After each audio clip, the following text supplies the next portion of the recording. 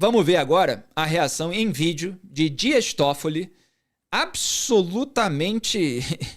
Como é que eu vou dizer? Porque no Brasil a gente passa por essa autocensura para justamente não virar alvo de canetas muito poderosas que tentam impedir a descrição das suas próprias condutas. Reparem no estado do Toffoli, na maneira como ele está falando e no tom dele. O Toffoli vem de uma carreira ligada ao PT, ele cresceu, vamos dizer assim, no seu horizonte de poder com indicações feitas pelo Lula e pelo José Dirceu. Inclusive foi indicado ao STF quando já tinha estourado o escândalo do Mensalão, por pressão, inclusive, do José Dirceu, que seria julgado em 2012, chegou no STF e aliviou a barra do José Dirceu. E ele herdou desse petismo mais revolucionário essa percepção de que é verdade tudo aquilo que seja conveniente e é mentira tudo aquilo que seja inconveniente. Essa foi a atitude dele quando saiu matéria em 2019 sobre o codinome, o amigo do meu pai, que era o codinome usado pelo Marcelo Odebrecht para se referir a ele, Toffoli. E ele falava de mentiras, etc., e pediu para o Moraes para fazer alguma coisa, e o Moraes retirou a matéria do ar, censurando. Então, para o Toffoli, repare no discurso dele. É mentira ou não é verdade. Tudo aquilo que é comprometedor para ele. Mas ele não entra nos detalhes. É como o Lula faz. Tudo é mentira da Lava Jato. Ele não entra lá no detalhe porque é documental. A relação do Toffoli, aliás, confessada por ele em determinadas partes, obviamente, como sócio oculto da Marit, com essa família Vorcari, por meio do Fabiano Zete, do Fundo Arlind, tudo isso está documentado, está registrado. Assim como a fortuna do Lula na empresa de palestra Lewis, que teve seu sigilo quebrado na Lava Jato, no Instituto Lula, que teve seu sigilo quebrado na Lava Jato, os milhões de reais, 27 milhões na empresa de palestra, vários outros milhões no Instituto, 4 milhões no Instituto, só da Odebrecht. Na de palestras eram 10 milhões do Clube das 6 Empreiteiras do Petrolão, uma grande coincidência em que você é convidado a acreditar também. Repare no tom do Toffoli, pode soltar a produção. Bem, senhor presidente, não posso deixar de também dizer das oportunas palavras que Vossa Excelência hoje dirige em relação a essa situação de excrescência de um relatório completamente infundado, sem base jurídica, sem base em verdade factual e com um único e nítido sentido de obter votos. Isso, senhor presidente, é abuso de poder. Isso pode levar, inclusive, à inelegibilidade. Isso pode levar, não só em sanções, em outras áreas, como Vossa Excelência já mencionou na fala de Vossa Excelência, quando disse respeito à necessidade de uma atuação do Ministério Público, mas também da Justiça Eleitoral. E a Justiça Eleitoral não faltará em punir aqueles que abusam do seu poder para obter voto num proselitismo eleitoral. Porque tem que se pôr fim imediato a essa sanha de que atacar determinadas instituições dá voto. Atacar instituições é atacar o Estado Democrático de Direito, é atacar a democracia. E isso é abuso de poder, ministro Nunes Marques, Vossa Excelência, que estará presidindo o Supremo Tribunal Federal, ministro André Mendonça, que será o vice-presidente. Pelo que eu soube, na data de hoje deve ser realizada as eleições na Corte Superior Eleitoral. Nós não podemos deixar de nos furtar a caçar eleitoralmente aqueles que abusaram, atacando as instituições para obter voto e conspurcar o voto do eleitor. Porque é disso que se trata, presidente ministro Gilmar Mendes, quando surge um relatório aventureiro desse. É tentativa de obter votos. E esse voto é um voto conspurcado, porque ele é antidemocrático, é anti-Estado Democrático de Direito, é um voto corrupto. E essas pessoas não merecem a dignidade de ter a possibilidade de ser elegível. Olha só, Dias Toffoli está dizendo que o mandato do senador Alessandro Vieira tem de ser cassado, porque no âmbito de uma CPI ele pediu o indiciamento de ministros do STF como ele próprio. Algo que está para ser deliberado agora mesmo pelos demais parlamentares. Dentro do poder investigatório de uma comissão parlamentar de inquérito, dentro das atribuições do poder legislativo, sendo que o indiciamento não é sequer uma condenação. Esse é o autoritarismo caricato de Dias Toffoli. Ele mal consegue detalhar o assunto, ele não entra em nuance alguma, ele reage pela ira, ele reage pelo ódio, com a raiva que ele atribui às pessoas que, na linguagem desse centrão do STF, atacam as instituições quando contestam as condutas individuais dos ministros que ocupam cargos nessa instituição e que não são nem a instituição, muito menos a democracia ou o Estado democrático de direito. Agora, reparem, esse é um ministro que foi aprovado pelo Senado em 2009 e eu trouxe aqui, depois de 17 anos fora do ar, a sabatina dele. Repare como ele não tem articulação verbal, ele não tem capacidade de reprimir os seus instintos mais primitivos. E ele tem essa onipotência de pregar abertamente, sem ter sido provocado, porque ele não está julgando uma ação, como relator ou como julgador no plenário que tenha a ver com esse assunto. Ele está fazendo um discurso político no plenário de uma corte, com a caneta de ministro do Supremo Tribunal Federal. Assim como Gilmar Mendes fez agora há pouco, eu acabei de pedir para a produção para tentar tirar o vídeo para ver se a gente consegue exibir a tempo. Já está na agulha? Então vamos emendar com o Gilmar Mendes, que falou, eu estava vendo aqui, uma barbaridade. Porque ele vai fazendo uma alegação truncada que mostra justamente a tentativa de manchar a trajetória do Alessandro Vieira. Ele fala que o Alessandro Vieira se esqueceu dos seus colegas milicianos. Quanto mais truncada fica essa alegação, mais parece que o Alessandro Vieira tem uma relação direta com a milícia. Quando ele falou ali na postagem, ele já induziu a essa possível interpretação de seus colegas, que é um político e eventualmente tem político que se liga à milícia, etc. E ele fala, contra esse você não está fazendo nada. Sendo que o próprio STF dificulta a CPI de investigar, não aceita que a CPI seja prorrogada e quer que uma comissão parlamentar de inquérito consiga mirar todo mundo no país que esteja envolvido com o crime organizado, porque senão isso não autoriza que os próprios ministros sejam atingidos. Eu já vou entrar nos detalhes a respeito disso. Pode soltar o vídeo do Gilmar. Quando vi o meu nome inserido nessa tal lista de indiciados por parte do senador, relator deste caso, eu disse, é curioso. Ele se esqueceu dos seus colegas milicianos e decidiu envolver o Supremo Tribunal Federal por ter concedido um habeas corpus. Mas só esse fato narrado mostra exatamente que nós descemos muito na escala das degradações. Eu queria fazer esse registro porque reputo que a situação é grave e exige um posicionamento.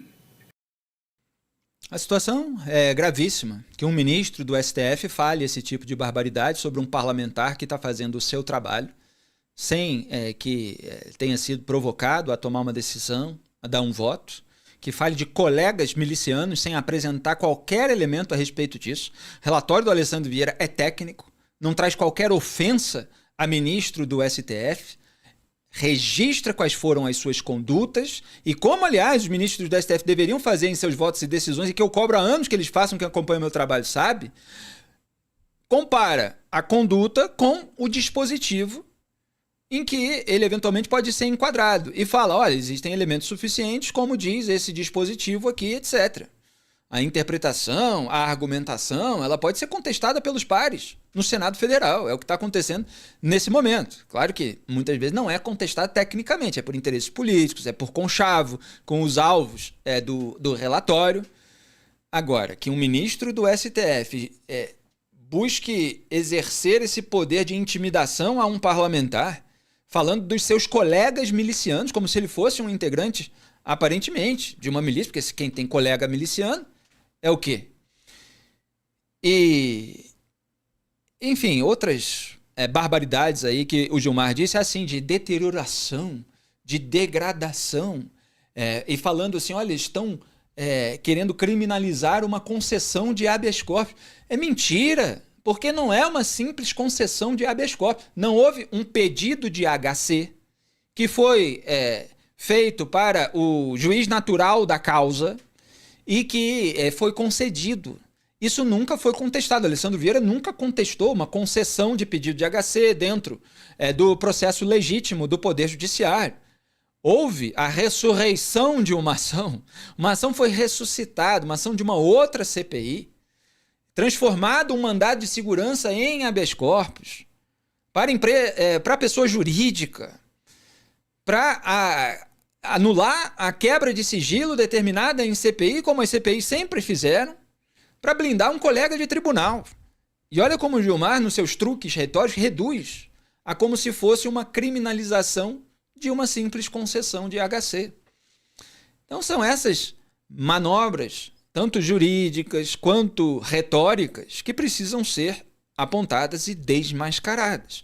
E o Vieira faz bem esse papel. Lamentavelmente não tem uma ajuda robusta no Congresso Nacional. Como nós, jornalistas, que estamos apontando isso desde a raiz, e dá para contar nos dedos aqueles que estão fazendo isso, alguns apareceram agora, mas é nos dedos. Nós tampouco tivemos apoio maciço, senão também possivelmente não estaria num canal independente, porque há uma dificuldade muito grande de se trazer verdades à tona nos canais aí mais consolidados, principalmente quando é na raiz, quando incomoda mais, quando ninguém está dizendo. É assim no Brasil, existe uma dificuldade muito grande de se trazer verdades comprometedoras e se fazer investigações sobre pessoas muito poderosas, e o Alessandro Vieira repetiu isso exaustivamente na CPI do crime organizado. E a gente vai ver agora, porque eu percebi que essa parte do discurso do Alessandro Vieira resume tudo que ele falou a respeito das reações dos ministros do STF. Então eu vou soltar na íntegra para vocês, um vídeo um pouquinho mais longo, mas vale a pena assistir. Dá pouco mais de 7 minutos. Pode rodar. Senhor presidente, eu lhe pedi a palavra. Conceda a palavra ao relator. Desculpe, senador Magno, serei breve. Bom, primeiro para reportar, levar conhecimento da comissão, as manifestações já de 3 ministros da Suprema Corte. O ministro Flávio Dino se limitou a ser agressivo na mensagem, mas não fez nenhuma ameaça direta. O ministro Gilmar e mais vocalmente o ministro Toffoli verbalizaram diretamente a ameaça de cassação, processamento e etc. Por conta disso que a gente está fazendo aqui. E aí eu fico pensando que democracia essa turma defende. Porque a defesa da democracia já serviu de biombo para um monte de canalice. Veja, aqui você tem a leitura de uma opinião jurídica de um senador da República, que pode ser confirmado ou não pelo plenário. Cada fato referido aqui encontrou lastro específico, fático, foi demonstrado. E as conclusões com relação a isso, elas ficam na esfera da liberdade de cada um. Cada um dos senadores e senadoras vai se confrontar com a sua biografia, cada um vai botar sua digital, vai dizer o que acha e o que não acha. Mas é para mim muito importante, eu acho que por uma questão não sei, acho que eu fui educado assim, criado assim. Para mim o pequeno tem que ter o mesmo valor do grande. Esse é um congresso que se sente à vontade, diuturnamente, para aumentar a pena para o pobre, para ser duro com o pobre. E que em 200 anos nunca teve a coragem de investigar a conduta, porque isso daqui não condena ninguém. É apontamento de que, olha, reunimos indícios suficientes de autoria desses fatos, desses crimes. Simples. Tramitação prevista na Constituição e na legislação, não é lei nova. Esse é um país que já investigou a conduta de todo mundo, de presidente da República a vereador. Todos. Mas existe efetivamente essa confusão que precisa ser resolvida. As pessoas que estão sentadas na Suprema Corte não são donas do país. Elas têm o direito de falar por último sobre o direito, sobre a lei. E se espera sempre que o façam baseados no melhor interesse da Constituição. Mas já de há muito se habituaram a atravessar a rua, a interferir nessa casa, a interferir na casa vizinha, a fazer manifestações que são de cunho claramente político. E também, infelizmente, mais recentemente, a usar da ameaça como expediente. E aí eu tenho a obrigação de apontar com clareza. Eu não me curvo à ameaça. Não me curvava cidadão, não me curvava delegado, não vou me curvar como senador da República. Eu não pedi a confiança para os sergipanos para chegar aqui e me acovardar no momento em que é preciso colocar o dedo na ferida e apontar as dificuldades que nós vivemos como país.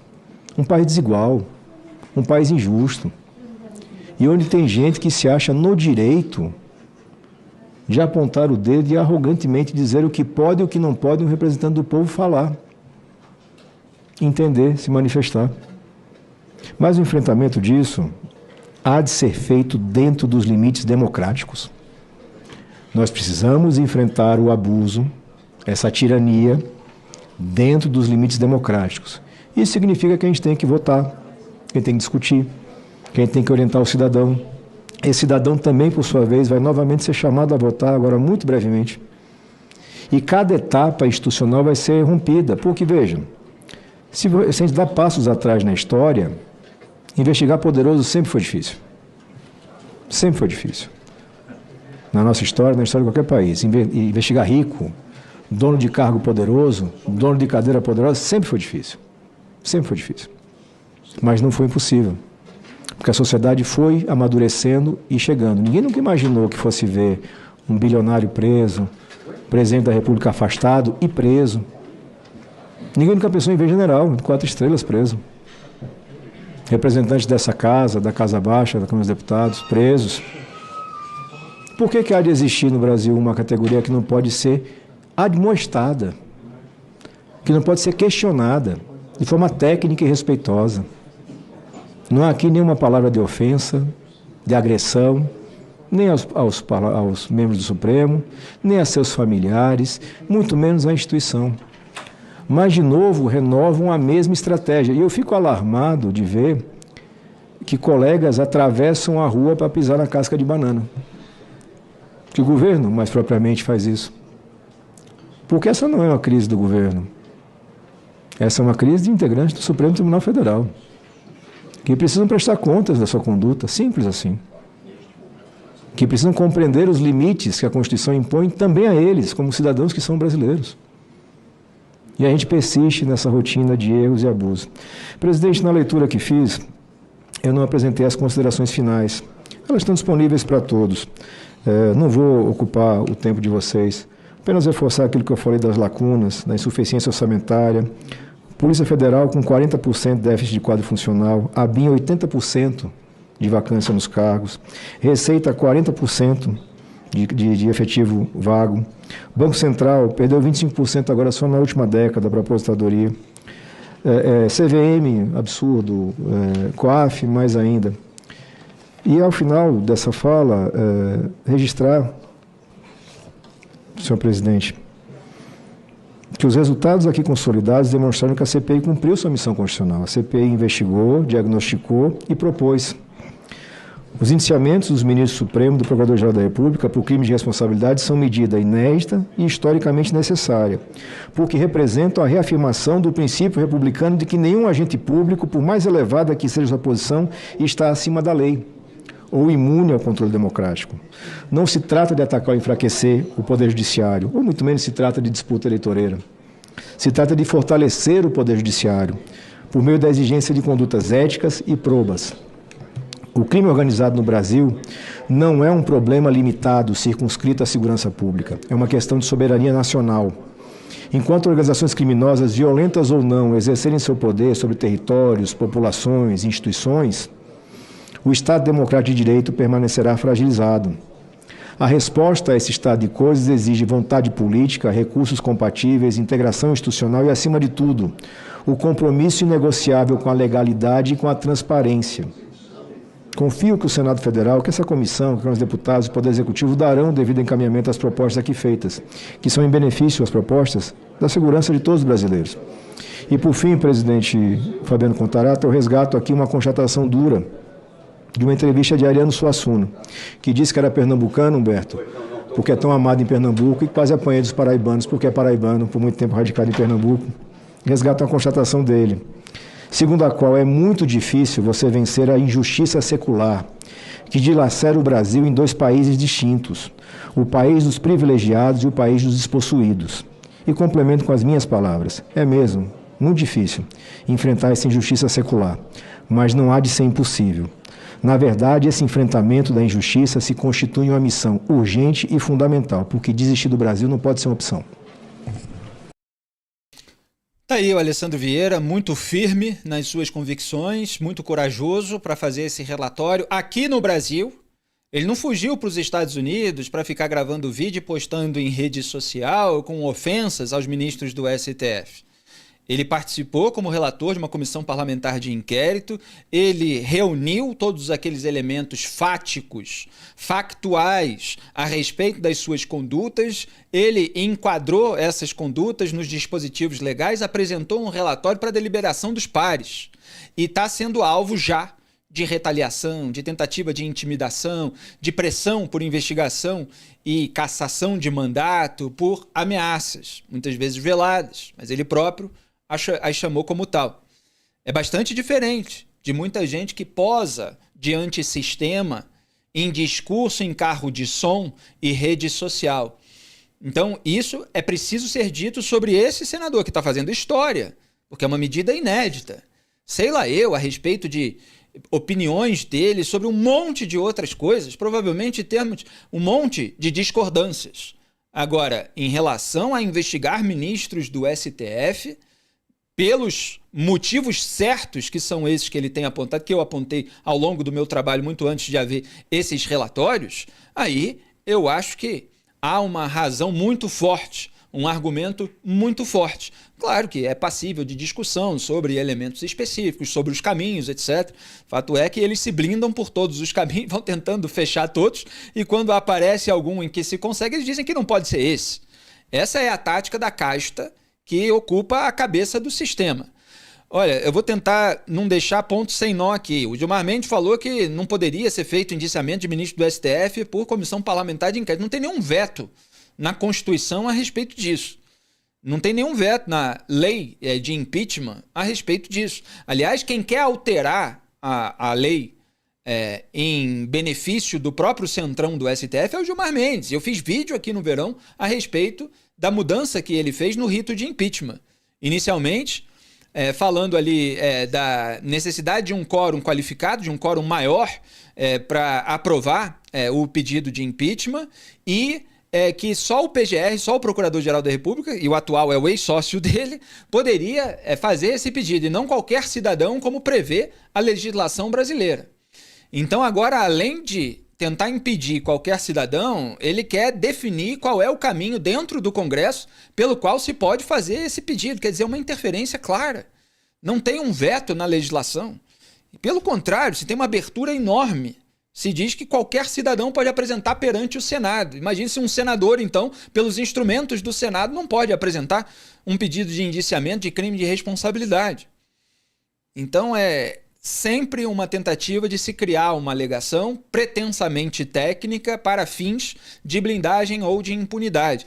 E reparem, há uma diferença entre crime de responsabilidade e crime comum. E o Alessandro Vieira frisou isso no relatório, na CPI, etc. Para a configuração de um crime comum que vai gerar uma punição de prisão, com multas, etc., você tem uma necessidade de que a investigação avance, para onde o próprio STF não deixou que a investigação avançasse. Para onde a própria PGR, encabeçada pelo Paulo Gonet, não deixa a investigação avançar. Então ele, de uma forma técnica, de uma forma prudente, se limitou as questões dos crimes de responsabilidade, porque aí é na esfera administrativa. Aliás, eu tenho aqui até um trecho do relatório a respeito disso, quando ele fala: os crimes comuns são infrações penais julgadas pelo judiciário com penas de prisão ou multa. Já os crimes de responsabilidade são infrações político-administrativas julgadas pelo legislativo, resultando em perda do cargo e inabilitação política. Dito isso, é consequência lógica a compreensão de que o mesmo fato pode configurar crime comum e crime de responsabilidade, mas ele está se limitando à configuração do crime de responsabilidade, que pode resultar no impeachment. E olha só a ira dos ministros do STF, quer dizer, o risco que eles estão correndo com isso é perder o cargo. Perder o cargo. Olha, a gente precisa pensar no cidadão brasileiro comum. O cidadão que perde um cargo da noite para o dia. Todos nós estamos sujeitos a isso. A uma decisão de demissão, etc. Mas ministro do STF, não, ministro do STF não pode. Sendo que eles são aqueles que têm o cargo mais garantido por mais tempo. É vitalício, vai até 75 anos, né? Mas é tido como vitalício. Quer dizer, a aposentadoria de 75 anos, eles ficam lá durante décadas. Mas não pode se falar em demitir ministro do STF. Não, que isso, que absurdo, tem que ser investigada a pessoa que está cobrando isso. Por muito menos qualquer empregado de qualquer empresa ou até da vida doméstica, do cidadão comum, das famílias no Brasil, são demitidos diariamente, perdem os seus empregos. Servidores públicos estão sujeitos a essa punição também. E muitas vezes são punidos por muito menos do que aquilo que os ministros do STF têm feito no cargo e no seu entorno, como a gente tem visto. Então são alguns pontos importantes aí a serem considerados. O vídeo que você acabou de assistir é um corte do programa Análise dos Fatos, transmitido ao vivo às segundas e sextas às 12 horas e terças, quartas e quintas às 18. As íntegras ficam disponíveis na aba Ao Vivo do meu canal de YouTube e os cortes na aba Vídeos. Curta, compartilhe e seja membro do canal para ajudar a manter esse programa no ar. Obrigado.